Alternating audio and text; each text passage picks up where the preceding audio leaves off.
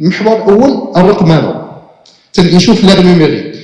الرقمنه في 10 سنوات الاخيره يمكن كانت واحد لوبسيون على حساب التدبير تاع المؤسسه، على حساب التدبير يقدر ان ماناجر يقدر يختار الرقمنه كوسيله.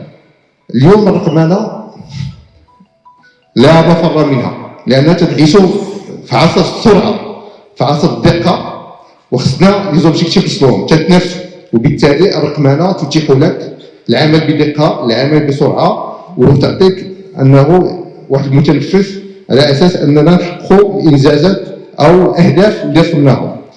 هذا تنلاحظوا بانه بخصوص الجماهير، اليوم الجماهير تتواجد في الاعلام الرقمي. ما غيش يكون مبالغ نعطيك رقم بان 90% من الجماهير متواجده في الاعلام الرقمي. هنا في المقابل كاين واحد الاعلام التقليدي عمومي اللي هو التلفازه، الراديو، الصحف الى اخره. هاد الجماهير هجرات هذا الاعلام التقليدي، والاعلام التقليدي ما زال يراوح نفسه مكانه، مع كان للاسف خدينا بوادر عديده في عديد من القطاعات استراتيجيه تسريع التحول الرقمي في عديد من القطاعات، ولكن قطاع الاعلام هذه الوتيره ما زالت بطيئه جدا. تنقول بانه اليوم يعني التوصيات الاولى اننا خصنا نسرعوا هذا التحول الرقمي في الاعلام، لاننا محتاجين الاعلام اليوم يلعب الدور ديالو كما رسمه صاحب الجلاله الملك محمد السادس حفظه الله ونصره. وبالتالي هذا الدور في الاعلام التقليدي تخلينا اننا هذه الجماهير ما يكونش واحد التواصل دائم، وجميع تنعرفوا انها تتمشي لي سيبور اللي فيهم التفاعل، تتبغي تعبر على الراي ديالها، تتبغي تتناقش، والاعلام العمومي ما تيعطيكش هذه الفرصه. وبالتالي اليوم حنا محتاجين واحد التصور جديد، رؤيه جديده استراتيجيه خاصه بالرقمنه.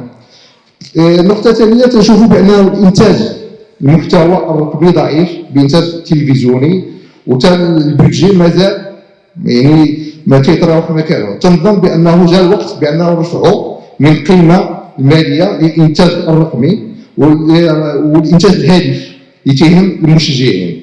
وبالتالي تنظن بانه هذه نقطه مهمه. دونك المطلوب اليوم نبني واحد المنصه رقميه مؤسساتيه مجرد جمهور فهمتي ضروريه باش ندير واحد لو بون مع هاد الجماهير اللي تتفاعل. واكيد ان الخطاب الكراهيه والتحريض تيكون اكثر في هذه مواقع التواصل الاجتماعي. دونك يكون واحد انتاج المحتوى توعوي يعني جداد بلغات مختلفه، ويكون واحد بطاقه رقمي للاخلاقيات يعني ضروري، يعني لانه لي ريزو سوسيو ما تيعطيوكش حريه في الكتابه وفي الخطاب، وبالتالي تنظن بانه خص يكون واحد الميثاق رقمي اخلاقي على مستوى الاعلام الرقمي.